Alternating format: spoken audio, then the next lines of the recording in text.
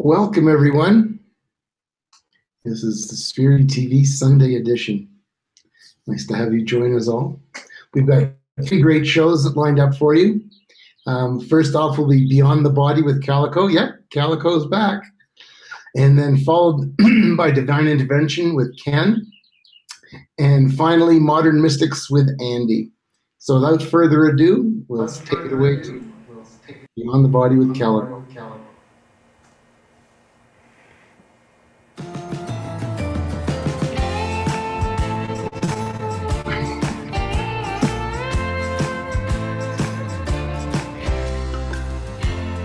Just a little runaway, 47 years and still I'm on the run. Afraid of love, I'm keeping God at bay. Spending days in a nightmare ain't much fun. I am just a little runaway. For my misery, always blaming someone else. I'm really into judgment and delay, but only hurting me.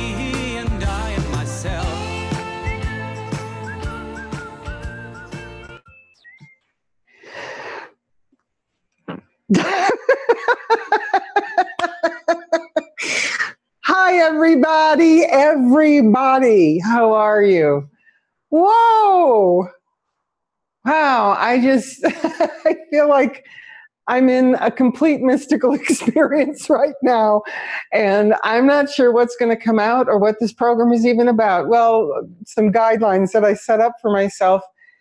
I have a special guest today, and I think I wanted her here just to have her sitting next to me.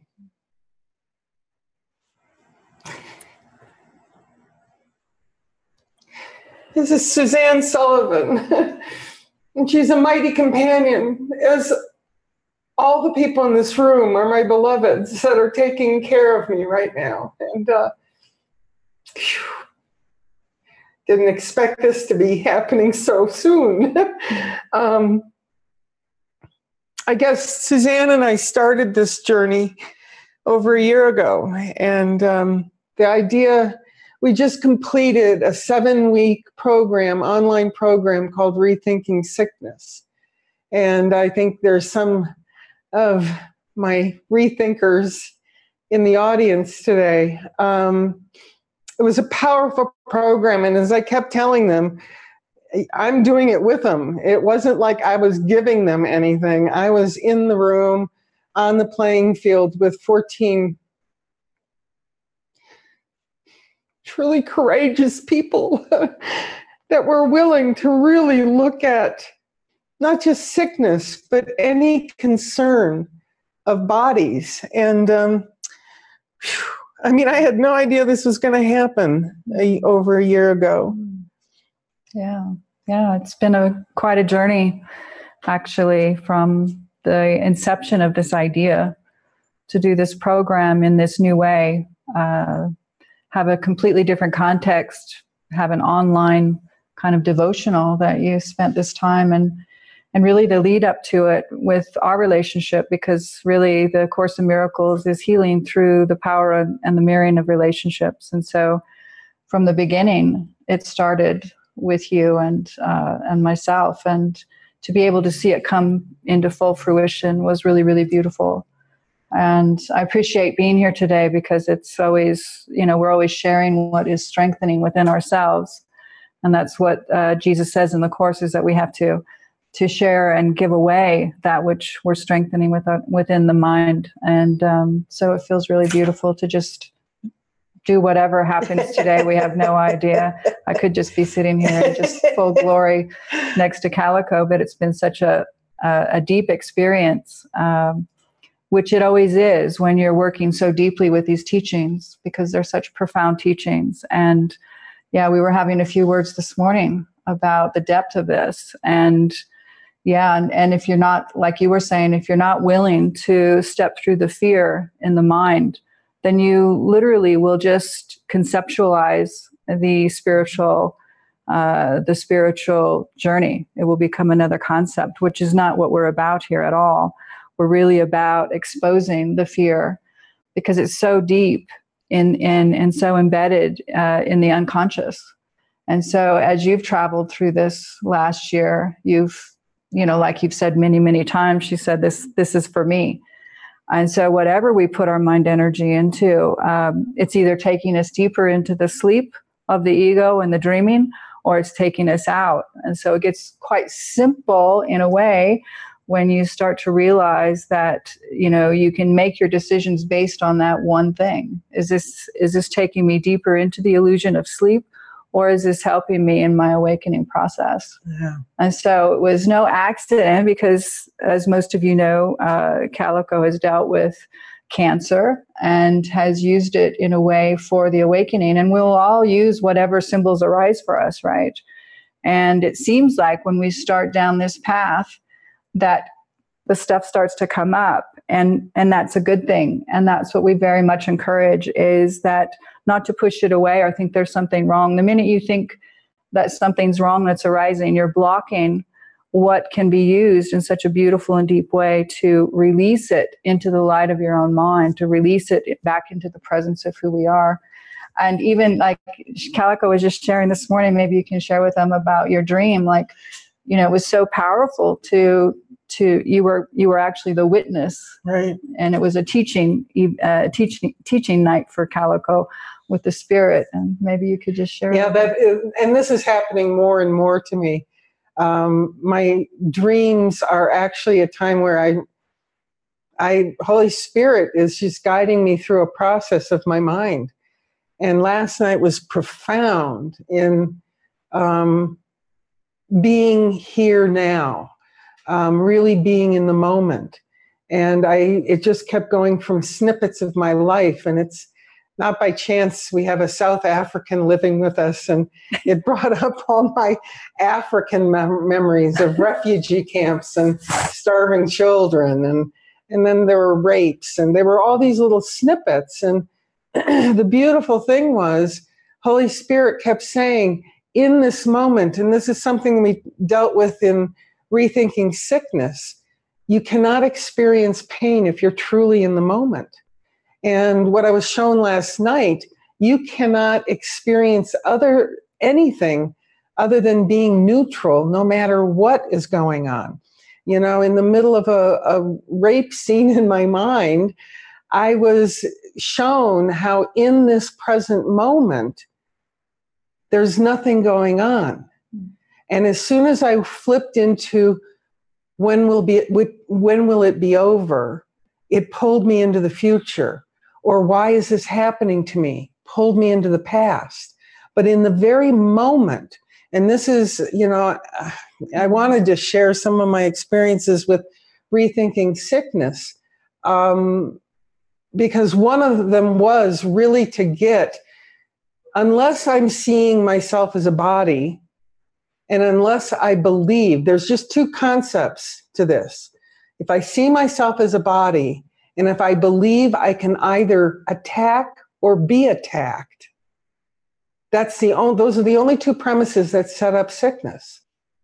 And so we really looked at this very deeply and very experientially in the past 7 weeks. It was like a 7-week retreat. And during this time, I really didn't share a lot of what was going on for me.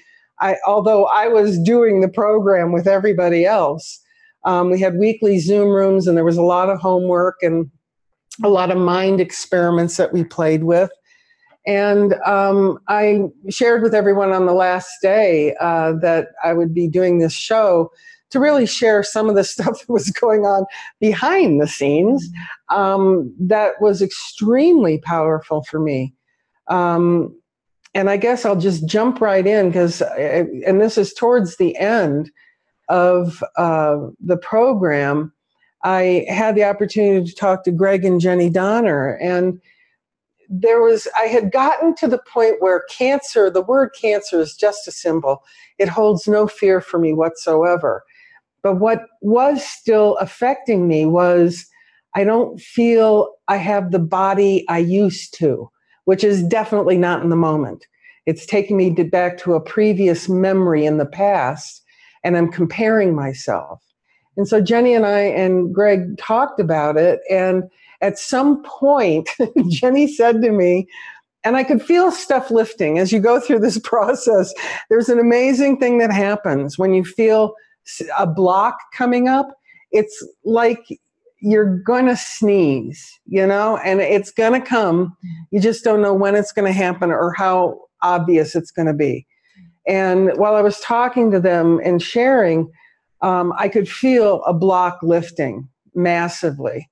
And again, this is, you know, A Course in Miracles is a course in mind training. A Course in Miracles is to face the fear and go towards the fear. And so as we're talking, I could feel this block coming up, and I was just like, oh my God, here it comes.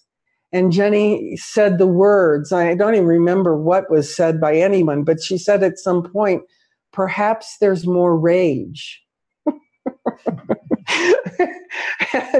and, you know, at that point, and this is where, you know, the Course is constantly saying there's only one answer, yes. And this is the point at which you have to say yes if you really want to proceed with this. Mm-hmm. Because the last thing you want to do is have rage. I'll speak for myself. The last thing I've ever wanted to do is have rage. And we talked about, you know, we talked a lot during this program. I was clearing over here while others were clearing with me. And it's like, I was raised in an angry family. And I remember as a child, I was told, don't be angry. No one will ever like you. And it was like, you know, what was I getting? The mixed messages I were getting was just profound. Okay, I'm living with a lot of angry people, some of them raging, some of them very sick. Yet I was told, don't be angry, no one will like you. Mm-hmm. So this set up a huge conundrum of, well, then what am I supposed to do? So as I felt this rage surfacing, and one of the beautiful things of being in community, and community is just a symbol, but there's many bodies that are a part of this community that have given me permission to express whatever's on the mind. The only two guidelines within community is no people pleasing, no private thoughts. And so as this rage was surfacing, I left Greg and Jenny, and something happened, and I went in to join with Andy and Anna. And if you know them both by being on the shows, they are the Christ. And they said something to me, and it doesn't even matter what they said because it had nothing to do with anything. And the rage came out. I don't even remember what I said, other than I was staring into these two doe-eyed beloveds, and I was screaming like a sailor and focusing it on them. And the whole time my mouth is moving and words are coming out and I'm heating up. In my mind, I kept thinking, this has nothing to do with them. This has nothing to do with them. This is your projection. And so I'm staring into these two beautiful 4 brown eyes, doe eyes. I kept thinking, they're doe eyes. How can you scream at a doe eye? And I came back and I was clearing with Suzanne at some point, and she was saying, yeah, it's kind of like kicking Jesus, baby Jesus. And I just went, that's exactly what it felt like while I was in there. My mind is going, don't kick baby Jesus. Don't kick baby Jesus. And all that was there was just this it's like the sneeze that's got to be sneezed. And it came out, and I raged and let it out. And the circumstances of it really are meaningless. But I let it out, and I left there going, I think that I don't know. I have no idea. I'm not even going to go there. It surfaced. I expressed it, and I haven't been happier ever since. Yeah. I mean, we've been giggling all the time, oftentimes inappropriately. Well, I think the depth of what you experienced is the beauty of coming together for authentic healing, because without the ability to allow, and the safety is what you felt, and that's what we have here, and that's what you can pray for in your own experience, to have mighty companions around you, that you can actually start to get in touch with this unconscious guilt. Because without that, and that's what we were talking about this morning, without that ability and that safety to start to lift the cornerstone and allow this deep unconscious guilt, this belief in separation, because all we've done our whole life is try to manage it, to try to control it, because we don't want to feel the magnitude of that belief that we've lost our connection with our source. And underneath it is extreme sadness. And so to be able to be with mighty companions where you can literally allow it to come up, and we have all sorts of support for that, online support, and expression sessions are out there now. And the depth of this is profound, because it's not really at all about the circumstance, like you're saying. Mm-hmm. It was just, it's like, there's darkness. Let's not label it. Let's not judge it. And a lot of times, and I know for myself, as I traveled through this, the hardest thing for me was not to judge myself after I had done something like that. It was like the ego wanted to come in instead of letting it free flow back into the presence of who I am. Because then you start to see, just like in the dream last night, you started to see that if you are in presence, and this stuff is arising, it's almost like you start to see that you're witnessing it instead of being it.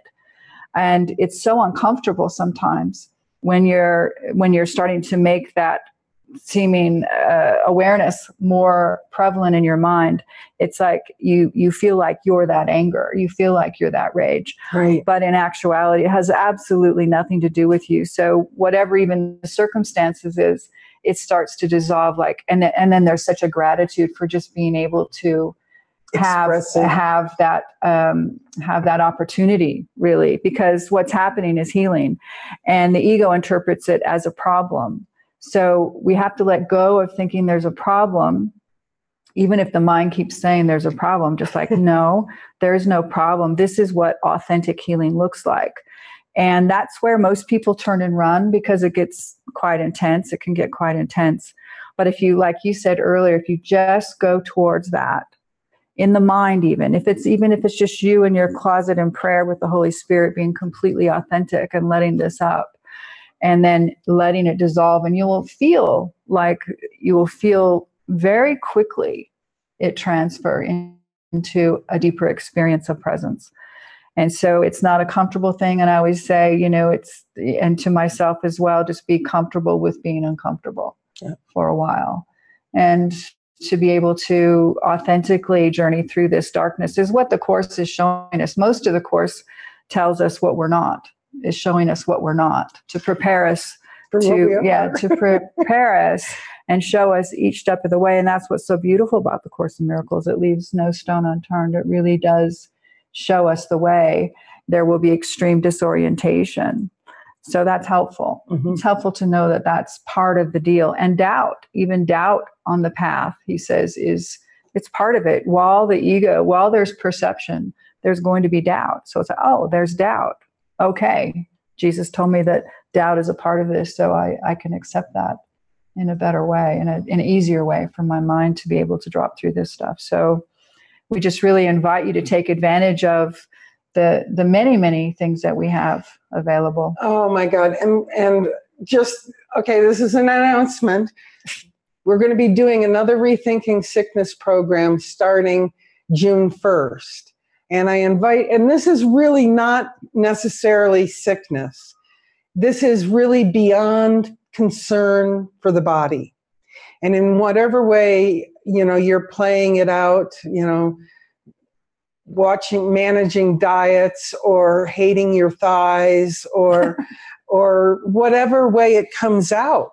If you have a particular person that you're angry with, it's the same way. You're angry at a body, at a symbol in the dream.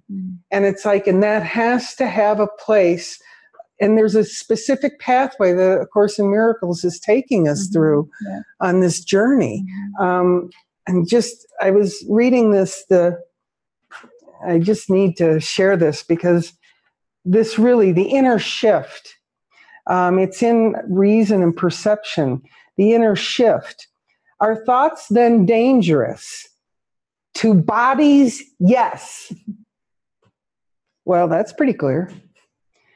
The constancy of happiness has no exceptions, no change of any kind. Our birthright is to be happy. That's our purpose. That's our purpose. I have not lived my life happy. It is unshakable, as is the love of God for his creation. So this function of happiness is, that's what we were created for. To find our way back to consistent happiness. And there's a part in the course, I will quote it wrong because I don't do well with quotes, but it talks about the only thing that can stabilize the mind is a stable purpose. And so once you have that purpose out front, then the mind can go through whatever it needs to go through. But the purpose has to be clear first. And the devotion has to be to that purpose fully. And if it's not, that's fine. It's like you travel down the pathway and you stabilize as you go. But if that's your heart's desire, is to awaken to the truth and to become the dreamer of the dream, which is the happy dream, then that stable purpose is the most important thing, because it's the only thing that's stable. The only thing that is stable in this world, as far as concepts go, is the concept of forgiveness. So as we practice that deeply and find more ways to access that through prayer, and the Spirit will gently guide you towards whatever step is necessary next to completely wash the mind from these thoughts of fear and suffering, because that's all that's happening. The only thing we're actually giving up is the fearful concept of a separated self. And it's deep and it's profound and it rocks and it rolls, but it's actually the thing that's going to bring us back into happiness, because we've all lived long enough to know that everything that we've tried really hasn't worked. Maybe it'll work for a minute. Maybe it'll work for 2 minutes, but it's designed to fail because it's outside of you. It's like looking for something to bring you happiness. And that's never, especially when you decide on the purpose, it's almost like it magnifies. Things will begin to magnify, which is good because you want to be able to see it. Uncomfortable, yes, but you want to be able to see it. And so, yeah, just from experience, it can be very rough, but underneath it is where all the good stuff is, and the peace of mind and all the things that we're hoping to achieve through all these other means that we've all tried. So that stable purpose is the most important thing to have out front. Consistent joy. You're worthy of consistent joy. And that's what I got out of this past 7-week Rethinking Sickness. And for me, it really started when we started this journey and putting together the curriculum for it. Because quite frankly, there is no curriculum for this. We were addressing topics that I have never heard addressed in A Course in Miracles. And what I've learned from being in this community, because this is a community of committed individuals to an uncompromising truth. And so that's what was extended in this program, is what I've gotten from being in community. So I kind of see this past 7 weeks as everyone got a taste of community for a 7-week period of time. I think that's the beauty of what's happening now, is the Spirit is bringing in all this online stuff. And, we started this over a year ago. And I was up in Camas with David as we launched 3 back-to-back online retreats in 3 different languages. And we got to see the intimacy and the connection that can happen, and how simple and how beautiful. That's how abundant it is right now with the Spirit, like making it so easy for us to come together, because there's no excuses anymore. It's not like you have to come to live in a community. It's not like you have to come somewhere far away for a retreat. You can actually just join online, and the feeling is really powerful, and it's the same. That's what I noticed. I was like, wow. I was saying to David, I was like, wow, this is really very beautiful. And in some ways, it's even more deep because you're comfortable in your own home, and you're able to just kind of present yourself in whatever way. And then, you're there in the safety and comfort of your own home. And so it can take some of the intimidation out of it. So really invite you to truly take advantage of what the Spirit's offering, because you're surrounded. I mean, you truly are surrounded by support, and the foundation of the support at Living Miracles is so pure. It's so pure. Yeah, and I didn't put as many links. I know Carolina's out there somewhere putting in links. Hi, Carolina. It's like the 30-day program is coming up March 1st, and that's a great introduction into this mind training process of how to start the unwind. And it doesn't, you don't have to start with, if you're seeing yourself as sick, don't start that way. In fact, I shared this with my rethinkers. I started with traffic. I could handle traffic. I hated traffic, but I could handle traffic. So I started with my mind, okay, you hate traffic. How can you see this differently? How can you work with this concept called traffic and turn it into an enjoyable experience? Yeah, there are no levels of difficulty. And there's also no levels of illusion. It's like, they're all the same. Cancer, traffic, there's no difference. And so pick something simple to start with. If I had huge fear of cancer, I couldn't just jump into, well, I'm going to love cancer. How the hell do I do that? It's like that wasn't going to work. So I had to start at a much safer level for myself. And that's where these retreats are. And we only have 5 minutes left. Next weekend, we have another online retreat. And I said this to my rethinkers also, that once you get, you're not a body. And that's what Rethinking Sickness really created for people, that introduction to, maybe I'm not seeing this correctly. And once you move into that arena and really clear that up, you then move into being under Christ control.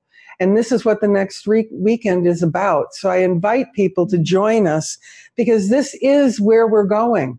It's like, can you live in a Christ mind? Yes, Jesus was here showing us a long time ago, this is totally doable, or else he would have walked to the cross going, goddamn Romans, what in the hell are they thinking about?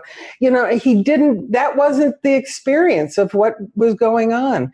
So it's like, I just invite you to take on a lot of these, Living Miracles. We have a lot here, and we're committed to getting more and more out there online for people to participate in, because it's in the sharing. It's in the sharing. It's in the joining. It's in the communication of it.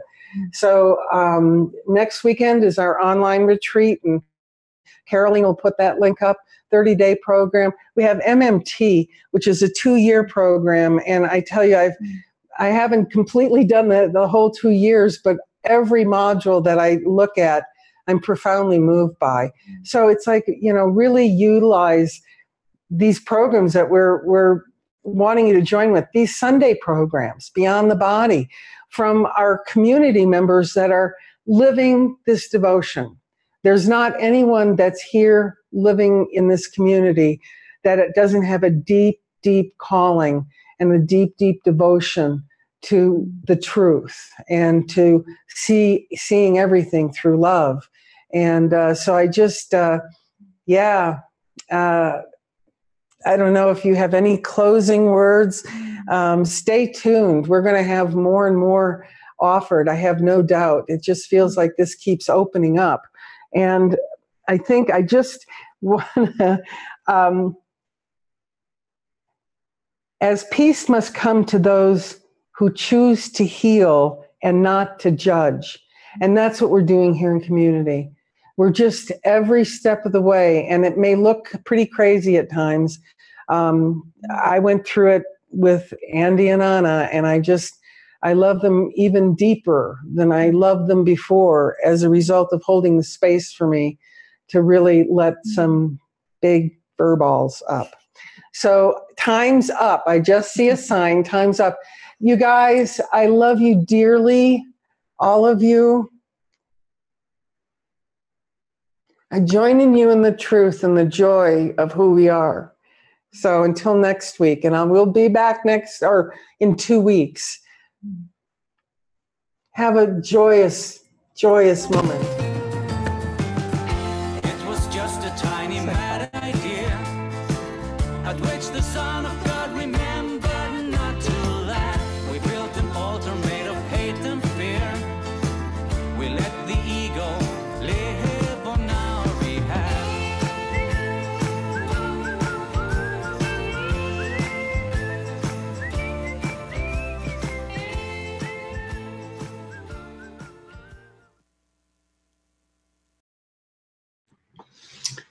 Wow. Thank you very much, Calico and Suzanne. That Rethinking Sickness program is absolutely an amazing program. And it's not about any kind of physical sickness, really, because all sickness is of the mind. So if you're feeling resistance to rethinking sickness, that's the time you need to sign up. And so that's happening starting in June. I've got so many events to talk about. I'll pass on a few now and a few after the next show. Ricky is in Florida doing a forgiveness tour all over Florida from February the 8th, obviously, until today. Today she's actually is the last of her tour in Florida. And right now, Kirsten and Jackie are in Denmark on a 4-day retreat. They're halfway through that. Kirsten and I just had a beautiful gathering in Brazil. If you haven't been to Brazil, you got to go to Brazil. It's absolutely fantastic place to be. And while I was there, I joined with a Course in Miracles group when we did a movie night. So that was really a lot of fun. Friday, March 1st through Sunday, March 3rd is the next online retreat. That's this coming weekend, Living Under Christ's Control. And I love the subtitle, Clueless, Carefree, and Cared For. So that's something that should definitely be on your radar. And that starts next Friday. Wow, Jenny and Greg are on the road starting March the 5th. They're starting This Moment is Your Miracle Spring Tour. All of these events, by the way, are available at livingmiraclecenter.org/events. So all of the details will be there for you. But starting March the 5th, they'll be in Chula Vista. They're all over California, right through until the 17th of March. All kinds of opportunities to join with them and learn more about the book. And then on the 20th, they're heading up to Ashland, Oregon. And then very shortly thereafter, they're heading over from one coast to the other. They're heading over to Florida. There's some dates there, the end of March and beginning of April, and they're open to more invitations. So if you're in Florida or on the East Coast of the U.S., please, or in Canada for that matter, send an email to Greg via his email, greg@livingmiracles.org, and they'll be happy to join with you and see if you can, if they can join with you on a gathering. Sorry, my screen's just changing. There's all kinds of things coming up with David. March the 9th, he's in Rancho Santa Fe, California. There's March the 14th, he's at Barnes & Noble. I think that's in Emeryville, California. And then he's again, another This Moment is Your Miracle gathering in Lafayette, California. That's in March. So the month of March is just chock full of events. So please do go to livingmiracles.org/events and check out all of the upcoming events. I think that's it for me for now. Coming up next is Ken with Divine Intervention. See you in a few minutes.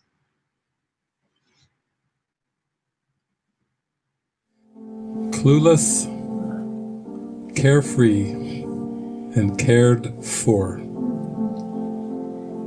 And that's living a delightful life,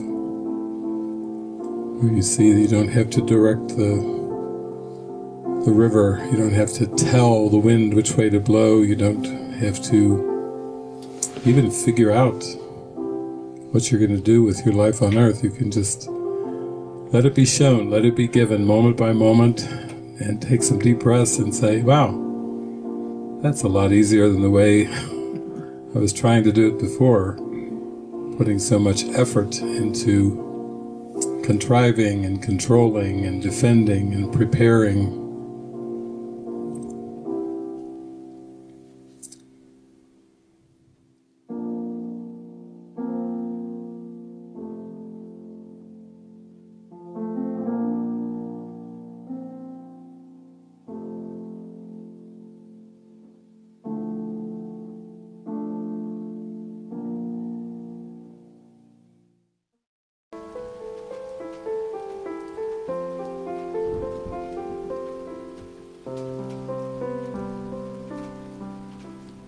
Sometimes it feels like miracles are like happy surprises because you don't see them coming and you just end up beholding them and feeling so grateful. Yeah. It's a real transformation, isn't it? Like it's really a change that happens when we let the miracle in. Yeah. It's almost like you lose yourself in a way. You lose your small self. Yeah. Yeah, you lose all that. It's like the past just drops off. Like a cloak you were wearing and then all of a sudden it drops and, oh, wow. So is there anything you would like to say to the audience, to the readers that are brand new, really curious, and they just want help with their experience? Yeah, this is like an answer to the prayer of the heart. Just please help me. Help me be lifted up from this sadness or despair. Help me be lifted up from all these difficulties that weigh me down day after day. Yeah, this is my prayer to the universe, to be helped and to know that I am loved and to really experience the answer of how deeply loved we are.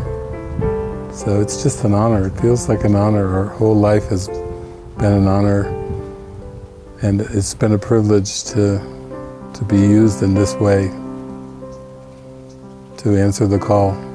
Because all of us have a calling. Yeah. So this is really a support to others to answer their calling, to find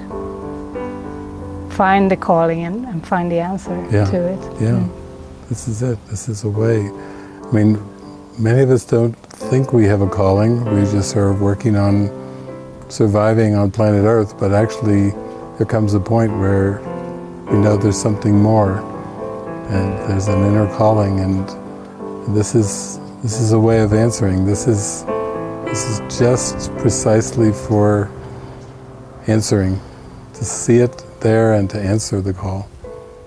So it's fascinating that there is an answer. Yeah, it is. It's a miracle.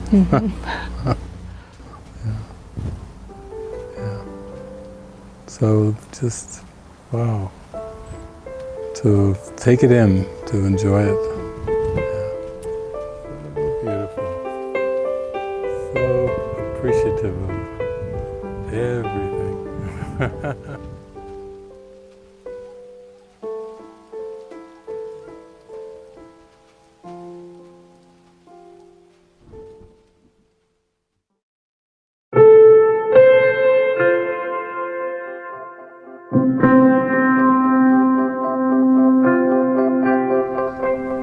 Can you tell me what it is you feel is helpful about this doorway for those coming to it? It's wide open. What do you feel is helpful for them? Yeah, well, this doorway, it seems to be hidden to the everyday perceptions of the world, the linear perceptions. So it's almost like an esoteric doorway into mysticism, and it can be quite disturbing to the ego. So I would say don't be alarmed as you come close to this doorway, because the ego may have some reactions. But it's a very gracious doorway. It's God's love and grace coming into awareness. And there still seems to be steps to take. The mind is very addicted to linear time, and so it has to come in a form of steps. But each step leads happily on to the next step and the next. And with each step inward that you take through this doorway or through this portal or gateway, every step gets lighter and lighter, and you become less aware of the elements of time and space. So in order to come into experience of God's grace, you have to meet the conditions of grace. You can't bring judgments through the portal. You can't bring these attachments of the past into the portal. You have to leave them at the door. And so in that sense, it's a very light journey as you enter into the portal. You get lighter and lighter because you're not carrying the weight of past thoughts and beliefs and perceptions.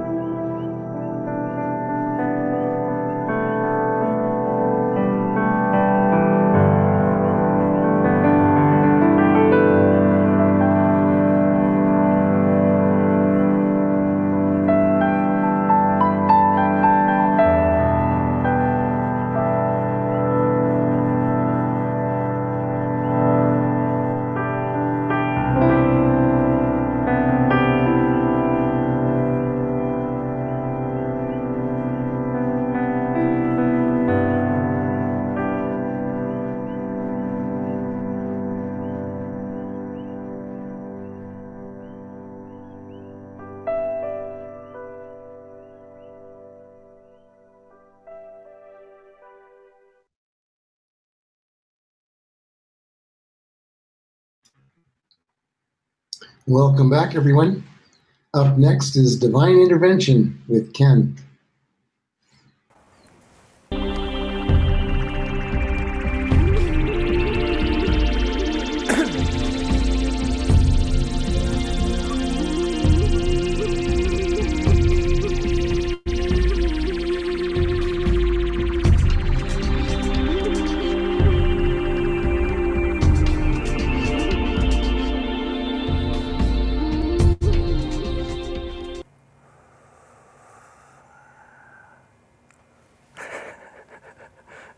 Good morning.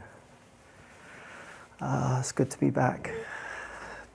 I always love doing the shows because it just puts that bit of pressure on me to bring up whatever needs to bring up. And as always, we call them shows, but really it's not really a show. It's not really entertainment. We're here to heal and be vulnerable together. And so that's always the invitation of divine intervention. We want a deep experience. And so that's what I wish for you in this next 30 minutes together, to go much more deeply into what is stopping us from being our true identity. That's always my goal and the course's goal. Yeah, and so always we all know over the week so much can go on in our lives, so much comes up. And I was talking the other day, like we can get so busy that we can miss the healing opportunities because life seems to take over when we have those uncomfortable feelings. And I guess what we practice here, and I know that you're all practicing that, is to actually be able to take our time with whatever's coming up in the moment when we can. Sometimes it can be pretty awkward. That stuff's just coming up. That's the nature of the awakening journey. And most of the time on a Sunday when I wake up, I feel good when I've got the shows, feel raring to go. But this morning was a little bit different. I almost forgot that I had the show. I woke up and I had like a bit of a thick head. I was like, oh, I don't feel too good, which is strange for me because I normally wake up good. That's never really been a problem for me. And then all of a sudden, oh God, I've got the show. Oh no, I've got to, the ego wants to, you've got to do something. You've got to perform, but no, it's not about that. It's always about being vulnerable. And of course, the ego doesn't like being vulnerable. And me associating with the ego, I thought, I don't want to be vulnerable. But here I am. In actual fact, as I'm sitting here, this vulnerability is just like going. I was sat waiting, doing my meditation before coming on, and I felt this energy coming up. And I thought, okay, there's some healing to come up, so we need a divine intervention now. So this is the perfect time for that. Doing it together, being in this together. So as always, the invitation is that if you feel that you've got something in your heart right now that's been coming up, just allow that to come in, because the Holy Spirit does the work. He does the heavy lifting, and that's what we're really calling forth. It's not about a show and you're going to get something from a show. It's really in your own mind and how much we really want this to actually hand over what's stopping us. So that's always the invitation, just to be in that prayer right now in your mind to bring to the surface whatever needs to happen. And so some of you may know, if you tune into the show, that I set myself a goal of a year to deal with anger. And anger seems to be one of my core issues. Of course, there are really no core issues. There are no issues, but we like to make these things up. And what I've made up is anger. It seems very real to me. And so I said, okay, I'm going to deal with this completely in a year. And in actual fact, what I've found through actually just saying that is it's really not about anger. It's really about hiding from the deeper emotions that are underneath unworthiness, pride, self-attack, self-hatred. And often the anger hasn't really been coming up. So it's kind of been really, really interesting since starting this prayer. It's been like, wow, I'm starting to feel a shift in things.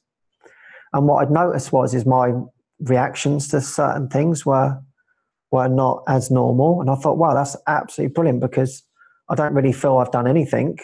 And really we just have to be willing, which is the wonderful thing about miracles, because we're not in charge of them. Although often I feel that I would like to be. It's like, we hand something over and then expecting, and of course it can be instantaneous healing.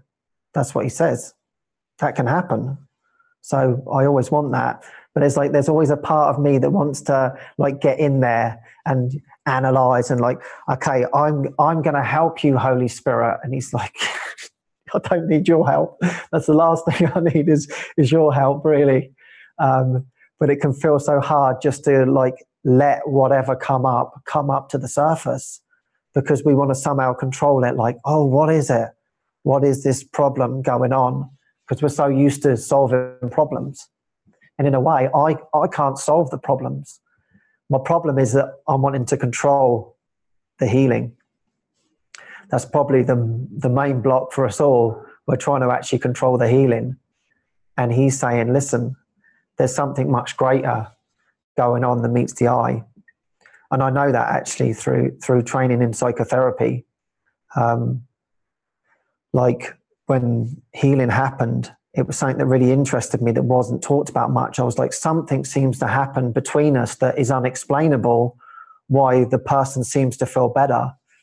And my mission was to find out what that was. And it was like, oh, it's just a magical moment. It's unexplainable.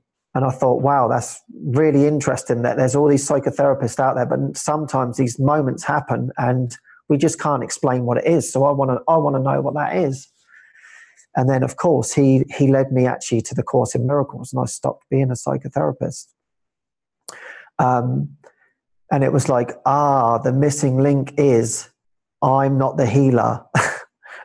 I can't heal anybody, and I actually can't even heal myself. But yet I can give it over to something that is much greater than me, and that is me.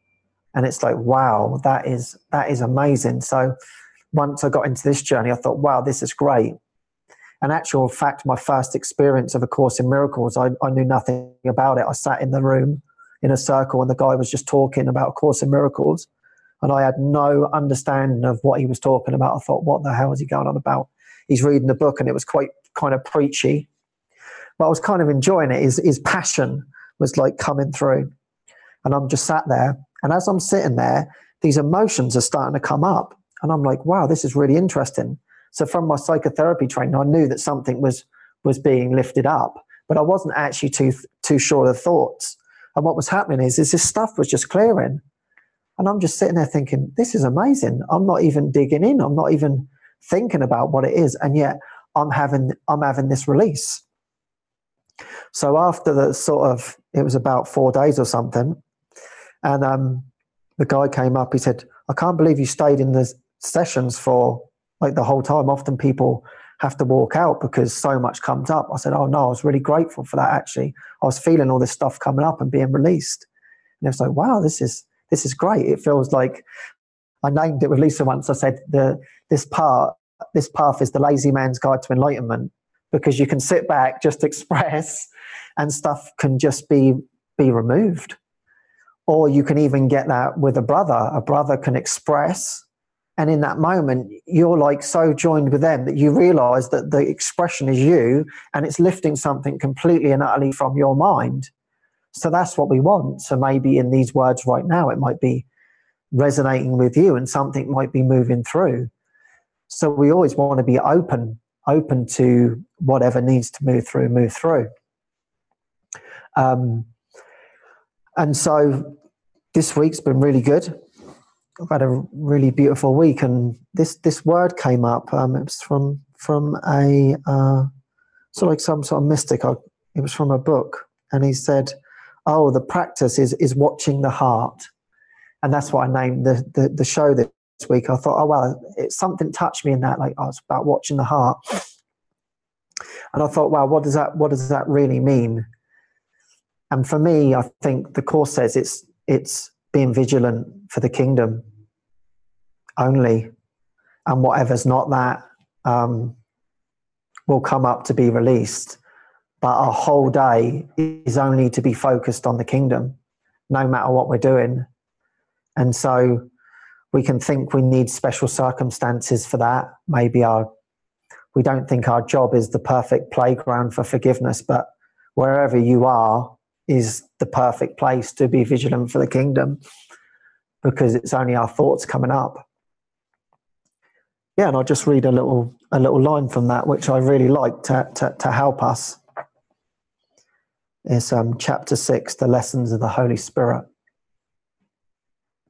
Be vigilant only for God and his kingdom. I have already told you that you can be vigilant against the ego as for it. This lesson teaches not only that you can be, but that you must be. It does not concern itself with order of difficulties, but with clear-cut priorities for vigilance. And that for me just feels very, very practical, to be like, okay, we can actually side with the ego and be vigilant and actually get ourselves caught up in that belief. But it's vigilance for the ego's games, for the patterns that we find ourselves in, the patterns in the mind. So important to find them. And one particular pattern for me is just this distrust, really. I think distrust in people mainly is a real big issue. And it seems like it's just so looping, like that I have to hold on to some sort of control to feel safe. And that was noticed in me through, we often say, like, give a full yes to whatever's given, and whatever you're doing, really give your heart to it. And often that's easy to say, yes, I will do that. But to really mean it is actually another matter altogether. And I think for me, there's this certain part of like holding back, this sort of like fear that I could be manipulated by another, I could be controlled, I could be hurt. So there's always this sense of, okay, I'm going to be a part of this, but I'm still going to keep myself a little bit distanced from it, just in case something happens. And of course, that something happening is what I generate in my mind. So it's always ever coming from me. So of course, in anger, you find angry situations, but yet the anger is coming from me. It's being generated by me, being put out there to play out a scenario to prove that I'm right about about distrusting the world, really. And so that misperception of the cause and effect, seeming the effect is out there and now it's causing me a problem, is completely wrong, that I'm actually generating this issue. And so that's what I want to get to. And so that's what my year's all about, is getting to the issue of this thinking that the world's angry and that I'm angry at the world in a way. Like, what will I be if I'm not defending myself? What will I be if I let my guard down? What will I be if I trust a bit more in this process, really? I mean, really, it's just I'm pushing away the Holy Spirit. I'm pushing away all the support and saying, well, I'm going to go so far, but I'm still going to trust in myself. Which, of course, when I say that, I'm meaning I'm actually trusting in the ego. And so it's going to take more vulnerability, more surrender, more trust to this process. So I guess that's what I'm offering to myself and offering to you today, to surrender, to let go a bit more, let go a bit more of this control, let go of the fear of something's going wrong. Because on this journey, it can feel like things are going wrong, actually. It feels like, God, this doesn't feel comfortable. Purely because the ego doesn't want that. And we don't remember who our true self is. So yeah, it's kind of interesting because I felt like, oh, there was going to be I had an idea that there was going to be some big release, but as I've spoke to you, all of that fear in my chest has just gone. And yeah, I wanted to share some insights as well from this week. And it was really interesting, the idea of wanting something. And I found it very painful, actually, to want. I want a burger, for instance. I do like burgers, I must admit. And it's like, I want a burger. And it's like, when I really started to feel that, maybe you can feel that yourselves, like this wanting of something it's wanting something from the world. It's like saying, no, I'm not sustained by the love of God. I actually want to be sustained by this burger. Thank you very much. Nothing wrong with that. But it's just to start to actually feel that these wants, wanting things to be different, wanting things my way. And it was like, it was funny actually, because we'd had burgers indoors and I was driving around and the next day and a burger van pulled up in front and I was like, I really want a burger. And I said, like, I really want one now. And it was like, all of a sudden in my mind, it was beautiful because I thought, isn't that interesting? I'd only just had one yesterday. So that was the satisfaction, but yet it's always the ego wanting more of something that it cannot have. And so when I think about it, what would I want? Do I want to eat burgers every single day? Is that what's going to make me happy? This want. And it's like, wow, like chasing this is never ever going to satisfy me. That's what I saw. The last burger clearly never satisfied me because I'm seeing the burger van and thinking, well, I want another burger. And it's like just this wanting something outside of myself I can really see. So thank you for the burgers. You've been extremely healing. Like this just wanting, it's just really, really painful. It's just reminded me actually of a Krishnamurti quote or whatever. And he said, someone asked, what's the difference between me and you? And he said, well, the difference between me and you is I don't mind what happens. It's just, okay, a burger appears, a burger doesn't appear, it's not going to matter. It's really just that pull to a desire other than peace, really. And so it was interesting, actually, because we had this situation with a neighbour. They wanted some trees cut because it was obscuring their view from the house. Yeah, okay, great, fine. We come around and talk about it. And there was another element to it because some of his trees were actually blocking our solar panels. So we didn't really have an investment in it, but it was like, okay, if you could chop those trees as well, just putting it out there, then that might help with our solar panels. So when he came round, he didn't know this. And so he was Scottish actually. So he lived in England as well. So we kind of had this little connection. So we're having this little chat. And he said what he wanted about the trees and everything that he asked for felt good. And then it was Susan that mentioned, said, oh, actually, there's a couple of trees in your garden that we would like chopped because they actually affect our solar. And there was this defensiveness that seemingly came out from him. And it was like, well, those solar panels shouldn't have been put up there in the first place. And this is obscuring my view.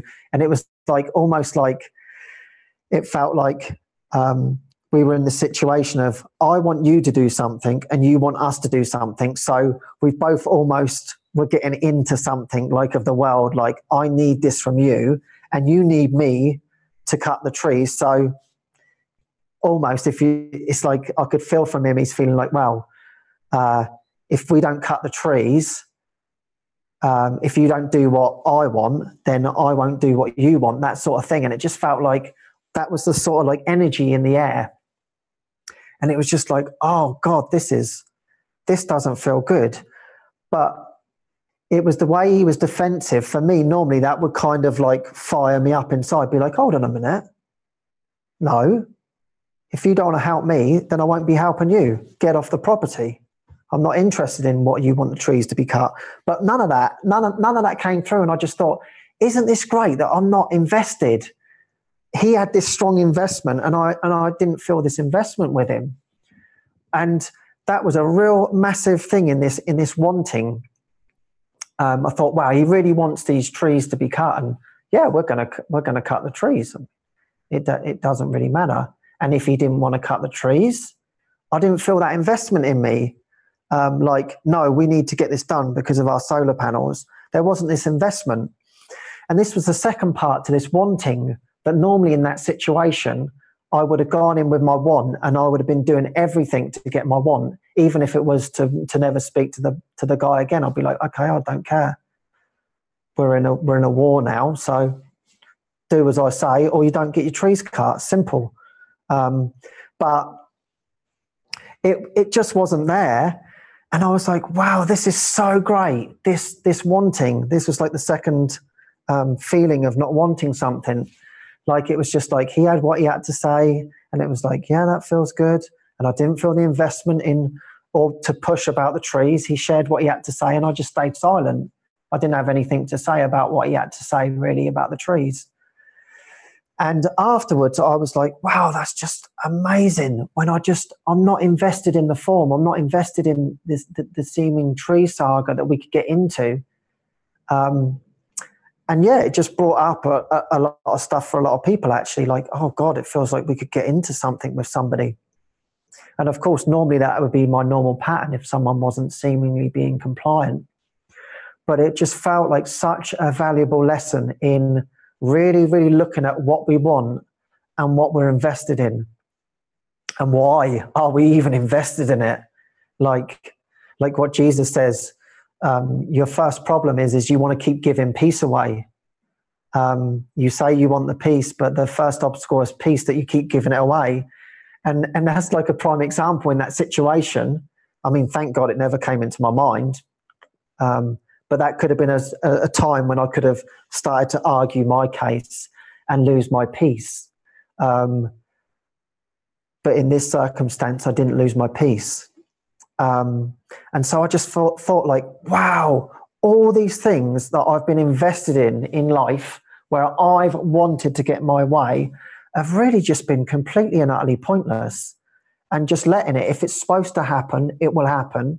And if it's not meant to happen, it's not meant to happen. We just open up to whatever really the guidance is, but we don't have to push and try and make something happen. And in a way, that's the same as the healing.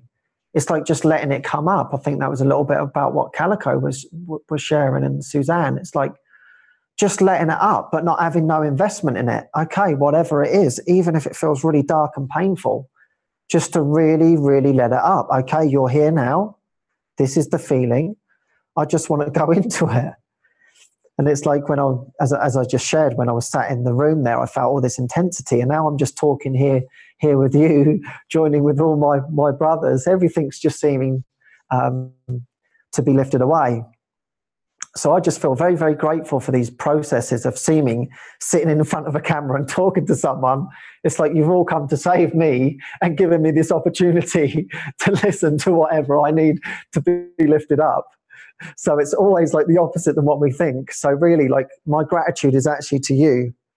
And that is the absolute truth. Like, thank you so much for turning up in the dream to allow me to heal. And that's what these shows are really all about. And so I felt like we have 5 minutes to go, and I felt like I would like to read from the course, and maybe if you feel comfortable, you can close your eyes and just go in, so we can really just experience the power and the glory of what this course teaches, whatever that may be.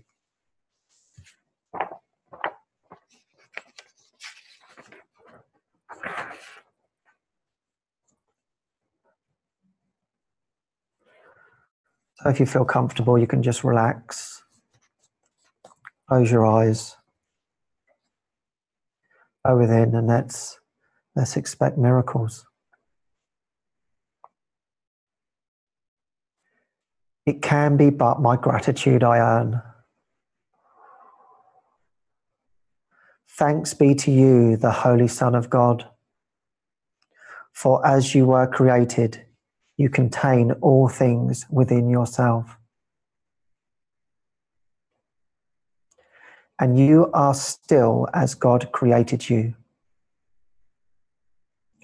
Nor can you dim the light of your perception and your perfection. In your heart, the heart of God is laid. He holds you dear because you are himself. All gratitude belongs to you because of what you are. Give thanks as you receive it.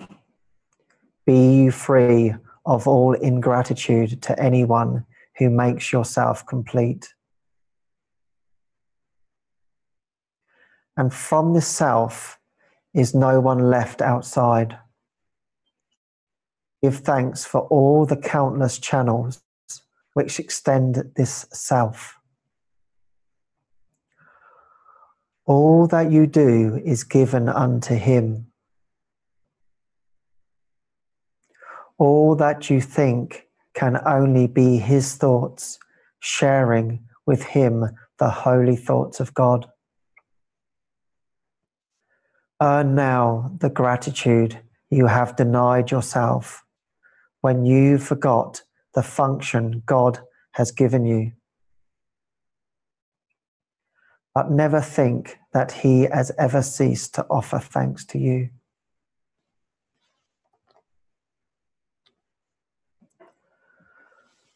Surrounding me is all the life that God created in his love. It calls to me in every heartbeat and in every breath, in every action and in every thought. Peace fills my heart and floods my body with the purpose of forgiveness. Now my mind is healed, and all I need to save the world is given me. Each heartbeat brings me peace. Each breath infuses me with strength. I am a messenger of God, directed by his voice, sustained by him in love, and held forever quiet and at peace within his loving arms. Each heartbeat calls his name, and everyone is answered by his voice, assuring me I am at home in him.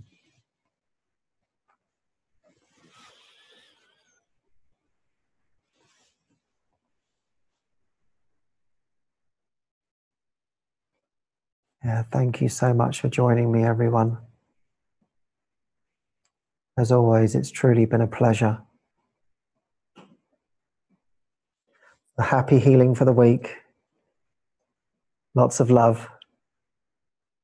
Peace be with you.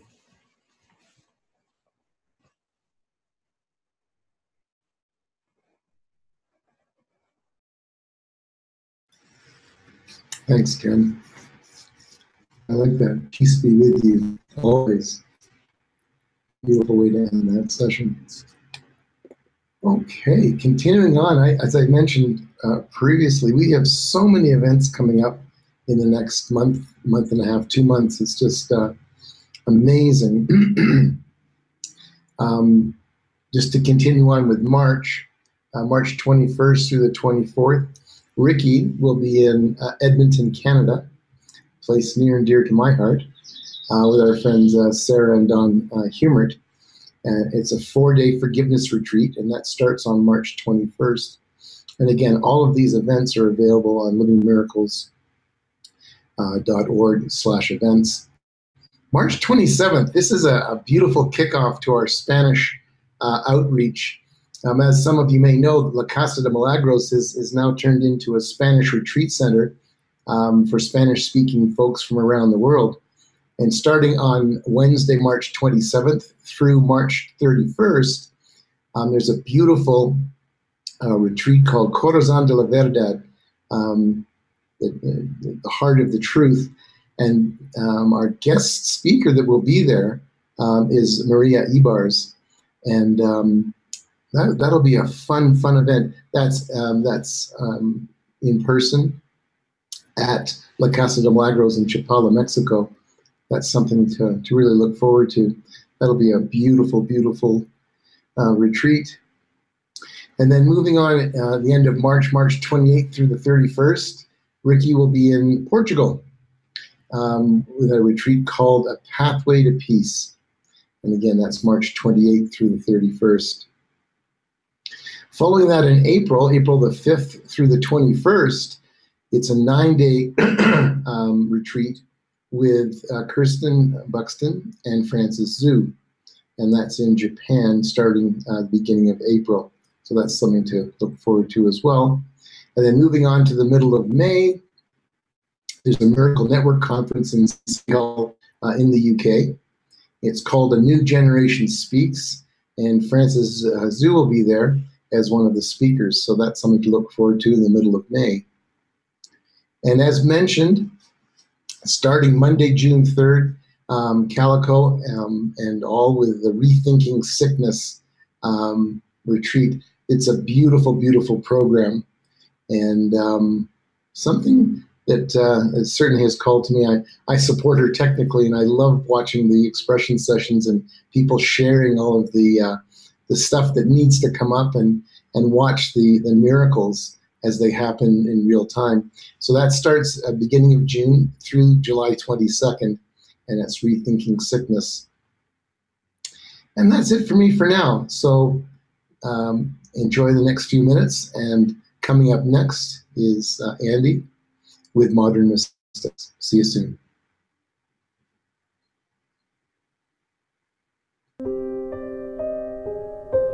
What does it mean to let go of littleness and to step into magnitude? Well, let's look at something called the dreamer of the dream versus the dream figure. If you are identified with the body, you are identified with the figure in the dream.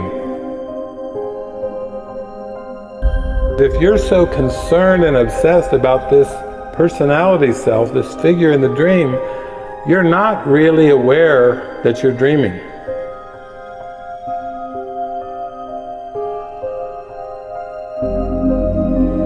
If you were aware that you're dreaming, whatever that figure did would be just laughable, because you would know it's just a dream. Merrily, merrily, merrily, merrily, you would know that that figure was just a dream figure. But if you forgive, you come into a consistent experience that you are the dreamer of the dream. The awareness of dreaming is the function of God's teachers. I'm going to say it again, because it's very important. The awareness of dreaming is the function of God's teachers.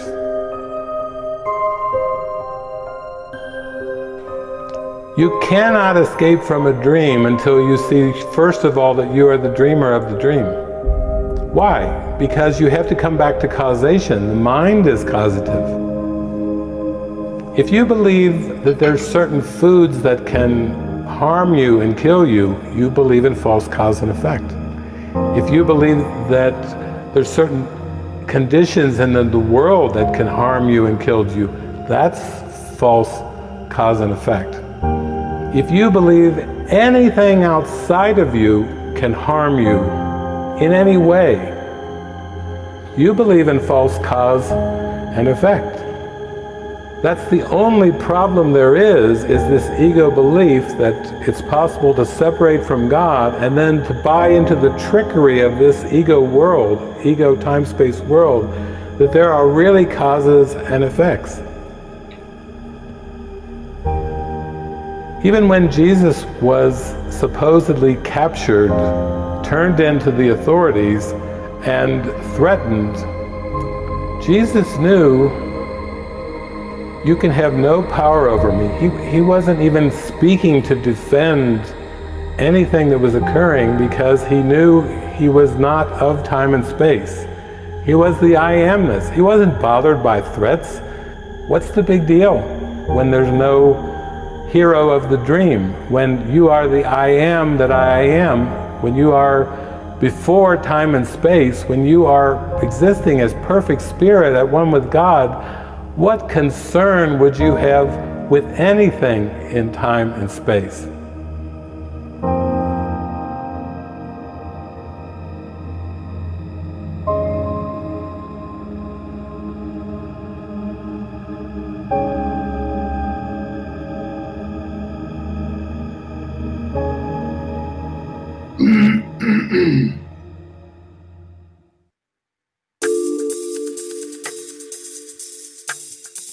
The book is called This Moment Is Your Miracle, and as I said, you're going to start hearing much more about it. I'm not a big reader, but I can't put this damn book down.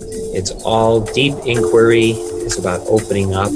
An experience of our true self, an experience of peace. Greg had read a portion of the book, and I felt so peaceful. Exercises, practices that takes us in, all the way into the deepest practice of forgiveness. I don't want to say how important that part is, because that's our way to connect and to surrender into that safety, that peace that the Holy Spirit is guaranteeing us.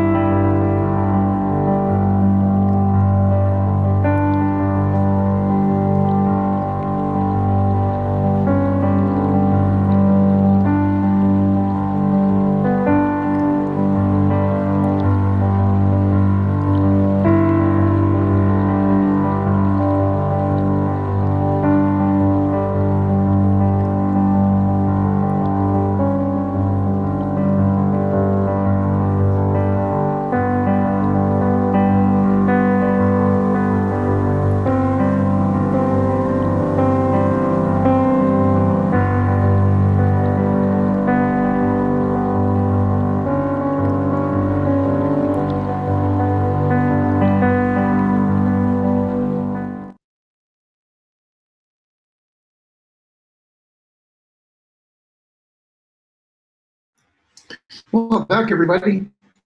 It's time for Modern Mystics with Andy.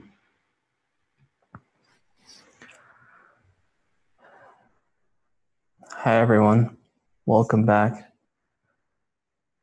It's another episode of Modern Mystics.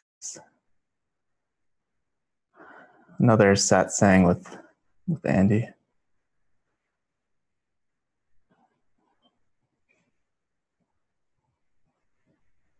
Yeah.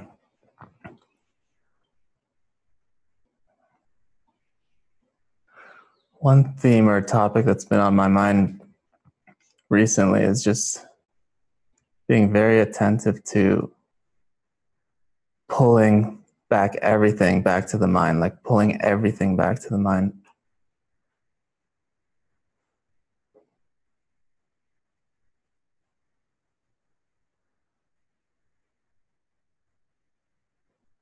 Yeah, it's like, I keep hearing like God is everything. So it's like however we see our brothers or however we see our environment or anything is really how we see God. And just the importance of seeing like what is it that I believe and what are my thoughts and always pulling everything back and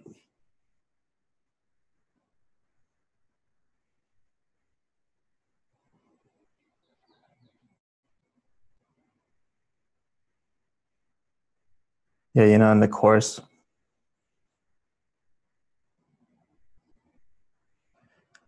and in the Matrix, they both basically say, you know, it's like this world is a veil that was drawn over the mind, and it's really a deception. And part of that mind training is just watching and seeing all the ego thoughts and beliefs and constantly handing them over and constantly pulling it back to the mind. So anything we believe about a brother is really what we believe about ourselves and about God. And that's why it's so important to just always be so attentive, like, where are my thoughts? What am I believing right now?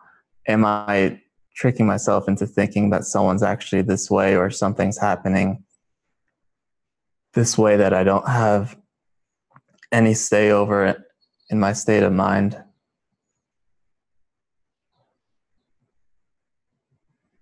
I feel like that's why the prompts are so important.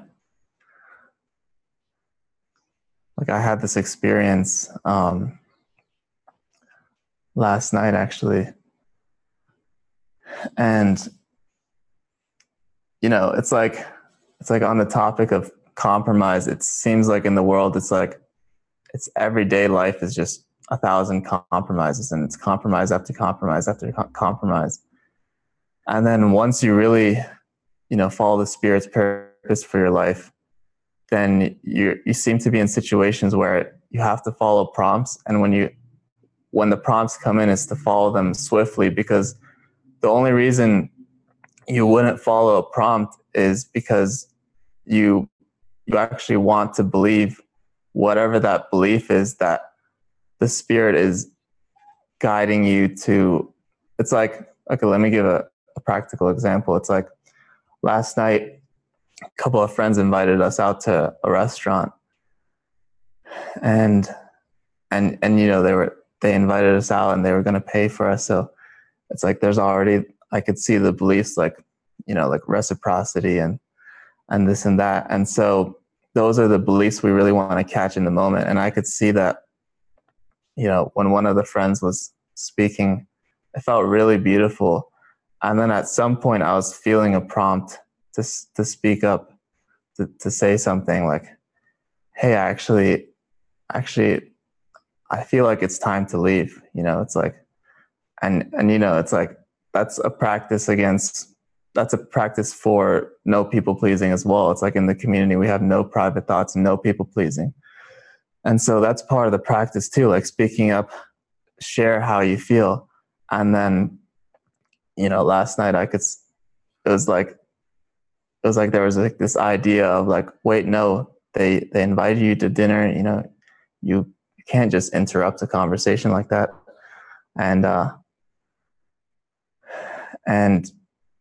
And yeah, you can see like those were like the thoughts in the moment. It's like, you can't interrupt a conversation like this. You know, they invited you out. Like, what is this? Like, you have to listen, just listen. Like, that was like the ego's people pleasing. And then the spirit is like, no, the guidance is to leave right now. So you need to speak up. And it's like the longer there's like a gap or delay between the prompt and actually moving on the prompt, it's like the more you reinforce the belief that are running there from the ego's thoughts, like all those thoughts, it's like the longer you let those just fester in the mind when you delay on following the prompt. So that's why it's so important. It's like, okay, I'm hearing to go. I have to speak it like right now. So it kind of like slices that belief in half, and that's it. It's like, okay, that's the healing. You're following prompts, letting go of beliefs just like that, and the mind's being healed. And then when there's a prompt, though, and then there's some kind of delay or gap between hearing the prompt and following it, it's like that delay is just reinforcing whatever belief is in the mind. And then that's the compromise. And then it's like the longer you allow that to go on, then actually the more angry you're going to feel too, because you're angry at yourself for the compromise. And so, yeah, I just saw that last night and I was like, wow, okay, this is really a big lesson for me. And even because I remember we were watching this movie, The Perfect Sense, and the audio's out on Spreaker. We watched it with David pretty recently, and there was just this part that felt so profound. It was like everyone was kind of losing their hearing, like they were having hearing loss, and at the same, like everyone in the world. And then at the same time, they were getting really angry. And David was saying, yeah, you know, anger comes from compromise.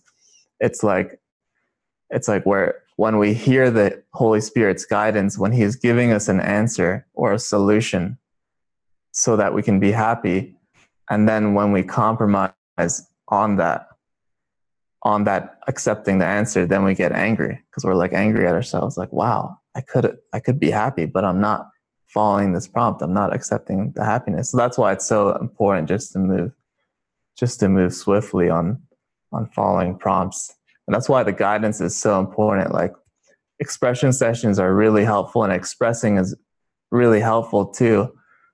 But really, the healing is in the guidance and is in the following the prompts. Like that's where a lot of the healing happens. And it's all because of this. It's like you follow the prompts, you act on them, and then these beliefs seem to just wash away.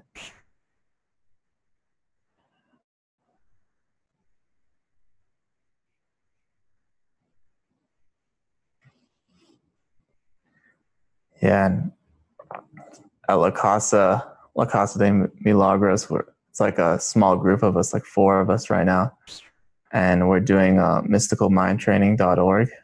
We're going through the modules, and we're doing Trust and Inspiration #1 right now. And yeah, there was just this really amazing part of that where it was talking about whatever you believe about your brother is what you believe about God. So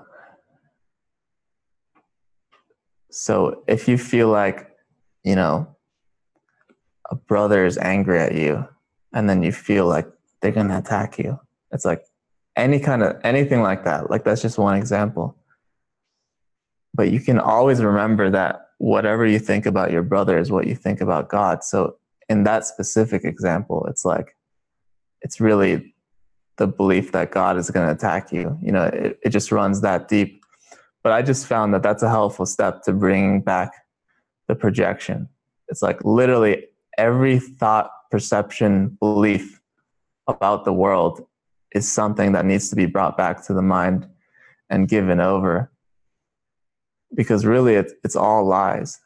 And in Dark City, I love that part where, I don't know if you guys seen the movie Dark City, but it's on MWG, and there's this one part where, yeah, basically, the main character is on this quest to find out the truth about the world, and like he feels like there's just something wrong with the world, and he runs into this guy that's supposed to be his uncle.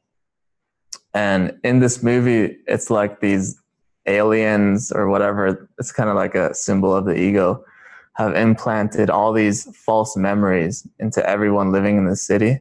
So everyone's believing in all these false memories about their lives, about who they are, about everything. And they believe it to be true. And really they're just memory implants.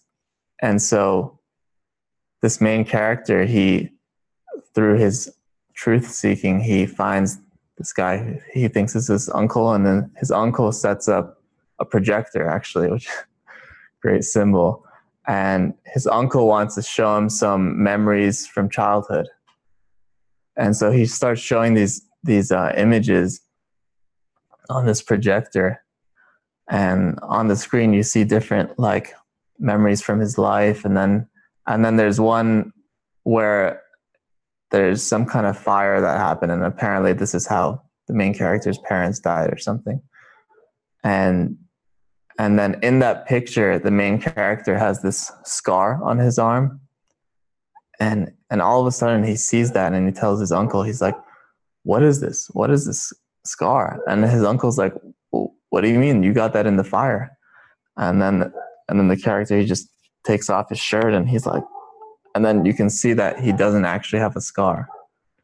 And then at that point, he has this huge realization, like, wow, these are all memory implants. Like, these are all lies. And he just says, like, it's all lies. And then he knocks down all the images off the table with the projector. And that was just a really powerful symbol. Like, I think we have that clip on mwg.org, and yeah, I always just really love that.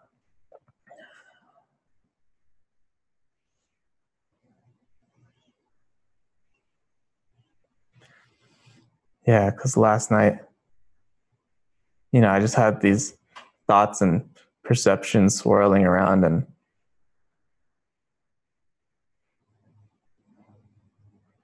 I was like angry with myself for compromising and not speaking up about how I felt, and all these beliefs about other people and this and that.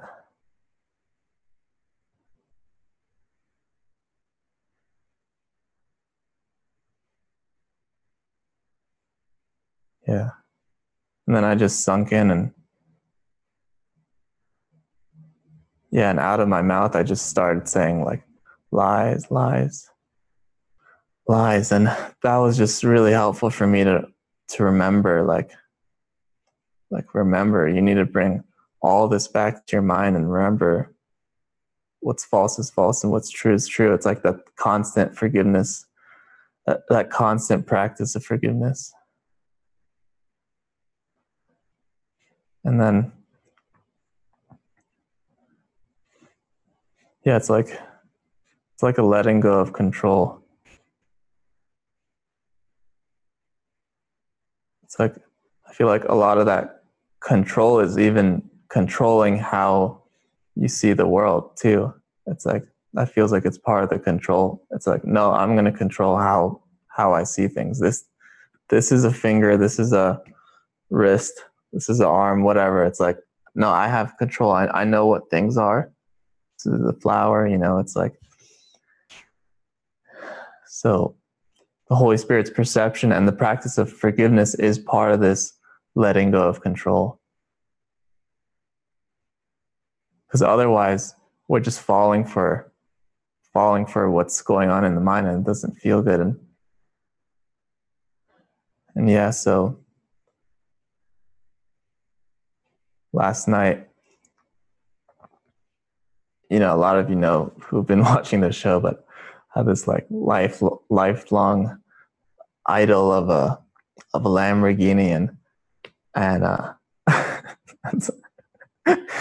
you know, it's like, yeah, part of the whole, part of the whole control thing. And then last night I had this dream after that whole experience of lies. I had this dream where, I don't know, it's like me and my family were staying in this big hotel, and then there was like a racetrack down below. I knew they were like renting out like exotic cars to take around the track. And I wanted to drive the Lamborghini. I've never driven a Lamborghini. But I looked at the time and it was like 10:30 at night, and I was already feeling pretty tired. And so I talked to them, and I was like, yeah, can I rent a Lamborghini? I have a ticket. And they're like, you can, but it's going to be a really long wait. And it's already pretty late, but you can if you want. Like, it already didn't feel good, right? So I was like, yeah, sure, I'll just wait. I'll wait. It's 10:30. Let me get a ticket. And so I waited a while, and then it was my turn. And yeah, I went in the car. I sat in the car, and my legs were so cramped. It's like, oh, this isn't comfortable. And like, I've never sat in one before. So I sat in, and my legs were like so cramped like this. And so I was like, okay, let's try to adjust the seat and, you know, adjust it in different ways. And no matter what I did, like, it still wasn't comfortable. So it was already like this disillusionment happening with this idol. And then I turn on the car, and, you know, part of this whole fantasy or whatever is the sound of the car. It's like, or whatever, you know, like a really nice loud noise, like crisp noise. And when I turned it on, it made like a, you know, like a little mouse squeaking or something. Like, it was like embarrassing. It was like nothing. I was like, wow, this doesn't sound that great either. And so then what happened was, I was like, okay, well, I'm ready to drive it around. And then right as I was ready to start driving, you know, there was like this big audience. And then some people in the audience, for some reason, just start getting into a fist fight with each other. Like, two people start getting into a fight with each other. And then all of a sudden, everyone's fighting with each other. And then it's like there's like this mob. Everyone's just attacking each other.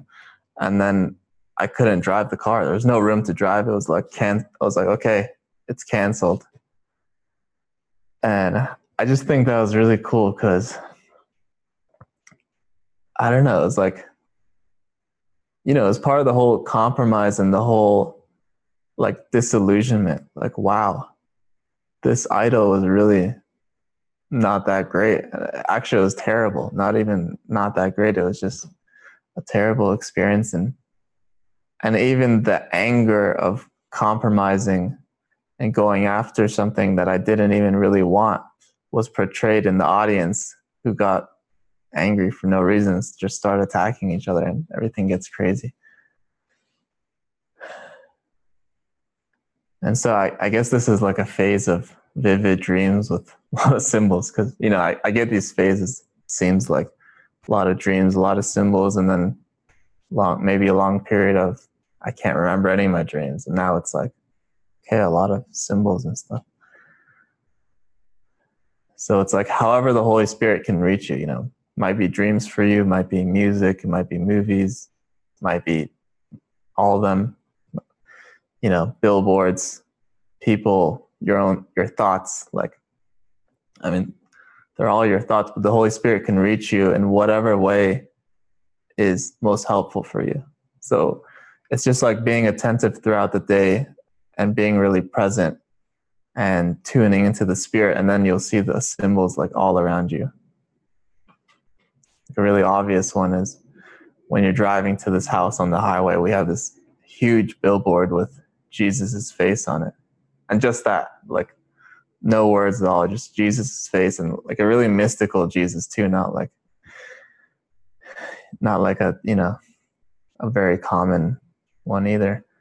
There used to be two billboards. One said something about like, fear not. and then the other one just has no text. And now it's just the one with no text. Which reminds me, like, I was even guided not to bring my course book. And I had no idea, like, what am I going to talk about? Like, really, like, you know, I'm in prayer all week.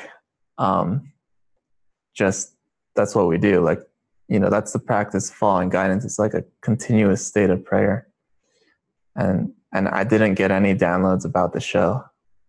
Like, and then, you know, like right before the show, I'm praying, and then some things are coming in, and then the dream last night. But then I heard, don't bring your course book. So I'm like, okay, this is a walk of trust. And trust is a big theme too. Like, it's like the foundation of all this. It's like the foundation of the mind training. It's the foundation of the journey. You know, it's like you have to have this trust. And really, it's a trust with the Holy Spirit. But once you establish this trust with the Holy Spirit, and then the Holy Spirit starts guiding you to different places and people, it's like you have to trust all the symbols that the Holy Spirit is using for you as well. Like, if you trust the Holy Spirit and you follow the guidance and you end up in a spiritual community, then you have to trust the characters that the Holy Spirit has brought you to as well.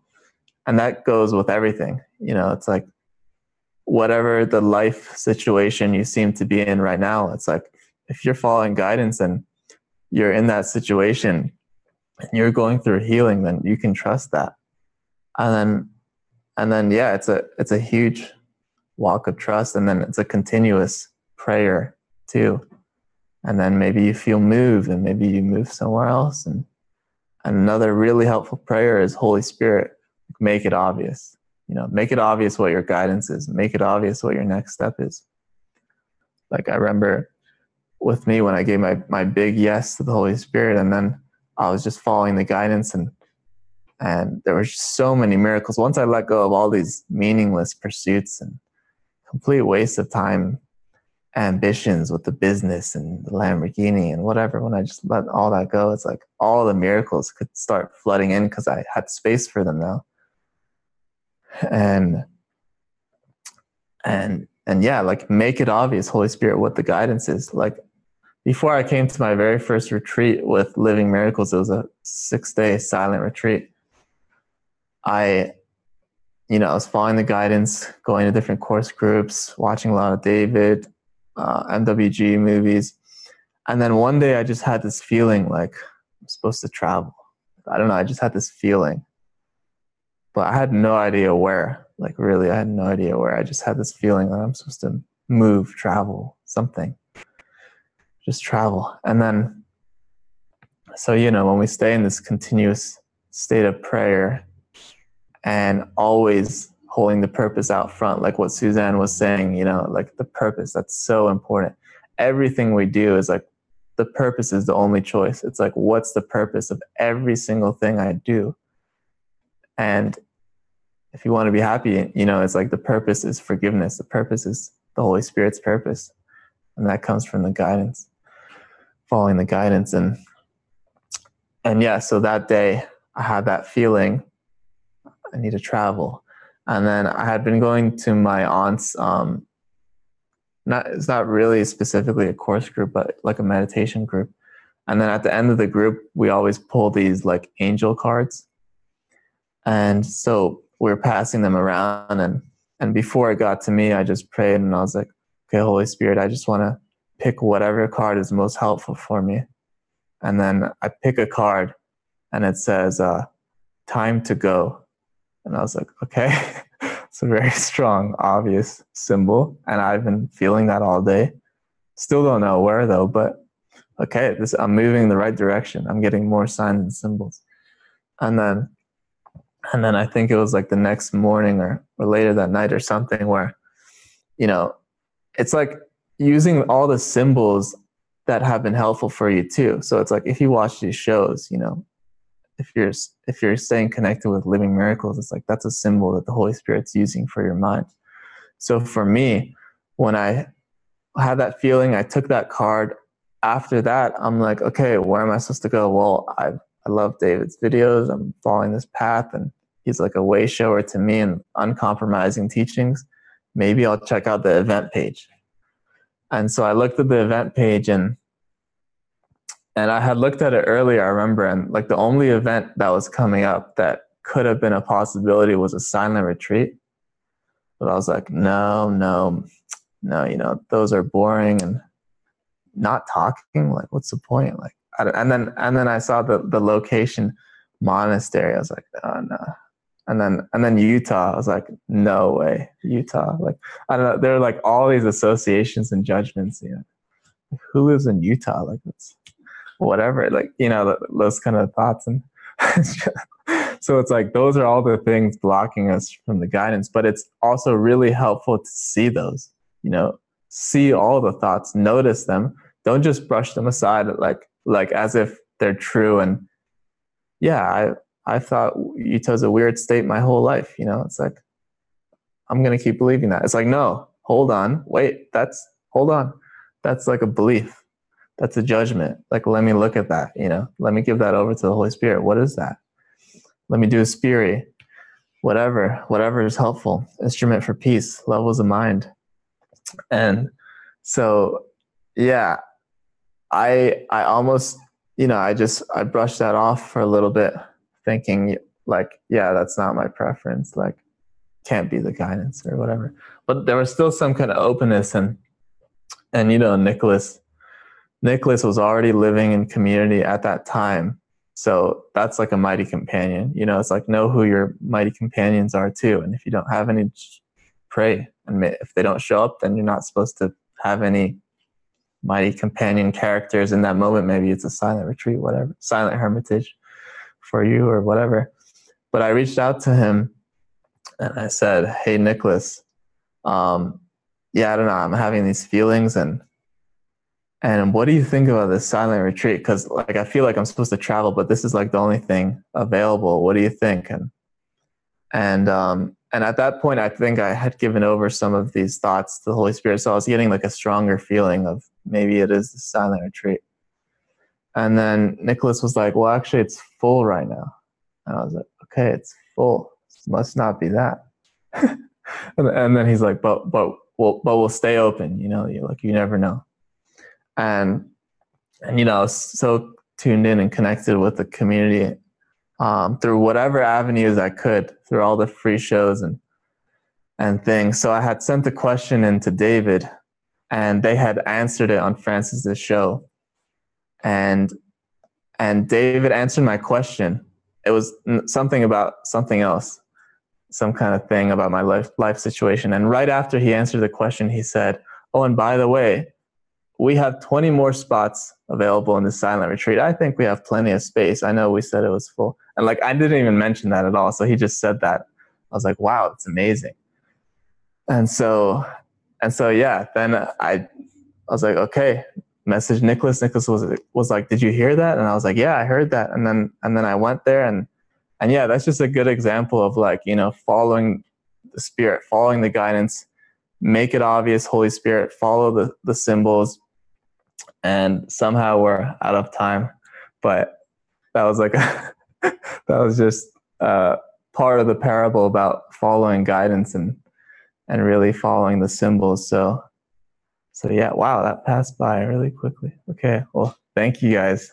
Thank you for tuning in, and see you not next Sunday. Next Sunday is the retreat about letting go of control, but then the Sunday after that. So thank you so much, and love you.